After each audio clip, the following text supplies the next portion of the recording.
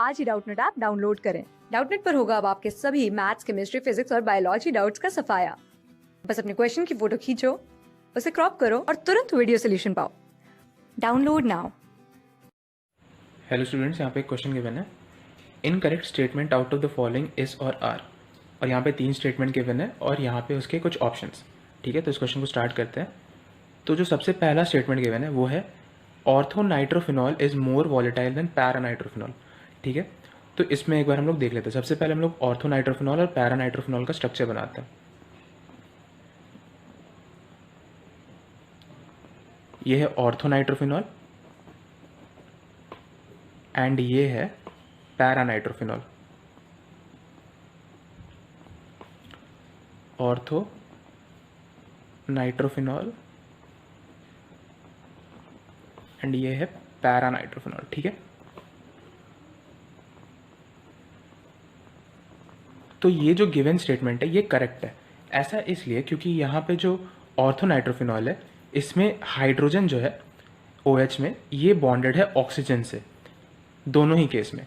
ठीक है, और अगर कभी कोई भी हाइड्रोजन डायरेक्टली बॉन्डेड होता है फ्लोरीन से, ऑक्सीजन से या नाइट्रोजन से, तो ये हाइड्रोजन हाइड्रोजन बॉन्ड करने के लिए एलिजिबल हो जाता है, क्योंकि इस हाइड्रोजन पे आता है डेल प्लस चार्ज और मोर इलेक्ट्रोनेगेटिव स्पीशीज पे आता है डेल माइनस चार्ज।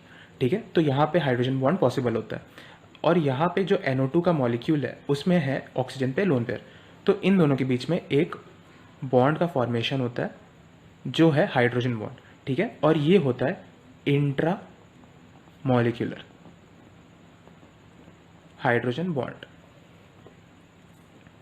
ठीक है, और इंट्रामोलिकुलर हाइड्रोजन बॉन्ड की वजह से क्या होता है कि स्टेबिलिटी किसी कंपाउंड की बढ़ जाती है, क्योंकि यहाँ पे एक रिंग फॉर्मेशन होता है जिसे हम चिलेशन इफेक्ट भी कहते हैं। तो जिस भी कंपाउंड में रिंग फॉर्मेशन होता है उसमें स्टेबिलिटी बढ़ जाती है। ठीक है, अब हम लोग एक बार पैरानाइट्रोफिनॉल में भी देखते हैं। तो पैरानाइट्रोफिनॉल में क्या होता है कि यहाँ पे एक रिंग फॉर्मेशन तो नहीं हो सकता, क्योंकि ये यहाँ पे अगर रिंग फॉर्मेशन हो तो यहाँ पे सोचो, यहाँ पे इसका लोन पेयर और यहाँ पे हाइड्रोजन, तो 1 2 3 4 5 6 7 8 मेंबर का रिंग फॉर्मेशन होगा, जो कि बहुत ज़्यादा अनस्टेबल होता है। इसीलिए यहाँ पे क्या होता है कि यहाँ पे जब कोई दूसरा मॉलिक्यूल आता है पैरानाइट्रोफिनॉल का, तो इसका जो हाइड्रोजन होता है ये इंटरमॉलिकुलर हाइड्रोजन बॉन्डिंग करता है NO2 के लोन पेयर के साथ। ठीक है, इंटर मॉलिक्यूलर हाइड्रोजन बॉन्ड। और इससे क्या होता है कि जो बॉइलिंग पॉइंट होता है इस पूरे कंपाउंड का वो काफ़ी ज़्यादा बढ़ जाता है। ठीक है, और जो वॉलेटिलिटी जो होता है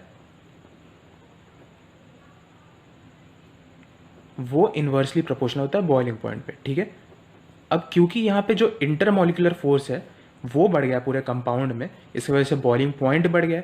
बॉइलिंग पॉइंट बढ़ गया है तो मतलब वॉलेटिलिटी घट गया। तो इसीलिए जो पैरानाइट्रोफिनॉल होता है वो लेस वॉलेटाइल होता है और ऑर्थोनाइट्रोफिनॉल मोर वॉलेटाइल होता है। ठीक है, तो ये जो P ऑप्शन गिवन है ये स्टेटमेंट ये करेक्ट स्टेटमेंट है। ठीक है, लेकिन हमसे क्वेश्चन में इनकरेक्ट के बारे में पूछा गया, इसीलिए ये हमारा आंसर नहीं होगा। अब हम लोग जो Q स्टेटमेंट है वो एक बार देख लेते हैं। तो Q स्टेटमेंट गिवन है basicity of boric acid BOH whole thrice is 3 in aqueous medium. ठीक है, तो BOH होल थ्राइस का जो स्ट्रक्चर होता है वो हम लोग बना लेते हैं। तो ये है, तो BOH होल थ्राइस जो होता है वो अगर हम लोग गैसियस फेज में देखें तो वो नॉन प्रोटिक एसिड की तरह काम करता है, मतलब वो अपने एक भी हाइड्रोजन नहीं डोनेट करता। लेकिन क्योंकि यहाँ पे एक्वस मीडियम लिखा दिया है, मतलब यहाँ पे वाटर है, तो इसीलिए ये एक रिएक्शन करेगा और बनाएगा BOH होल 4 माइनस। ठीक है, प्लस और एक H प्लस रिलीज करेगा। अब क्योंकि ये एक H प्लस रिलीज कर रहा है तो इसीलिए ये हो जाएगा मोनोप्रोटिक एसिड। तो मतलब BOH होल थ्राइस की बेसिसिटी है 1, क्योंकि ये एक H प्लस रिलीज कर रहा है। ठीक है, तो क्योंकि ये एक मोनोप्रोटिक एसिड है तो ये हमारा इनकरेक्ट स्टेटमेंट गिवन था कि उसकी बेसिसिटी है 3, और ये इस क्वेश्चन का राइट आंसर है। अब जो इसमें R ऑप्शन गिवन है हम लोग वो भी देख लेते हैं। तो इसमें जो आर स्टेटमेंट गिवन है वो है molecular formula of calcium dihydrogen phosphate is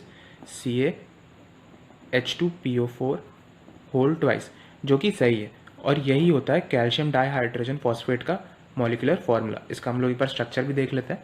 तो यहाँ पे आता है Ca2+ एंड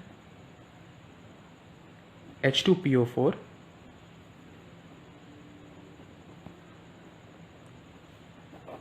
माइनस। ठीक है, यहाँ पे एक माइनस चार्ज है, इसे यहाँ नहीं रिप्रेजेंट करते हैं और इसके दो यूनिट्स आएंगे तभी चार्ज का बैलेंस हो पाएगा। ठीक है, तो ये है इसका पूरा मॉलिक्यूलर स्ट्रक्चर और इन दोनों के बीच में जो बॉन्ड है ये है आयनिक बॉन्ड। तो ये हमारा करेक्ट स्टेटमेंट गिवन था, लेकिन ये इस क्वेश्चन का राइट आंसर नहीं होगा। तो हमारा जो करेक्ट ऑप्शन है वो होगा Q ओनली, क्योंकि यही सिर्फ एक इनकरेक्ट स्टेटमेंट गिवन है। Thank you. क्लास 6 से 12 से लेके नीट, IIT, JEE मेंस और एडवांस के लेवल तक 10 मिलियन से ज्यादा स्टूडेंट्स का भरोसा। आज ही डाउनलोड करें डाउटनेट ऐप या व्हाट्सएप कीजिए अपने डाउट्स 8400 400 400 पर।